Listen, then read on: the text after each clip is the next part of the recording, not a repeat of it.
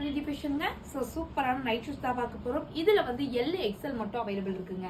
So சூப்பரான அழகான குவாலிட்டியான ப்ரீமியம் ப்ரெஸ்டா இது எல்லாமே நைட் ஷூஸ் தாங்க.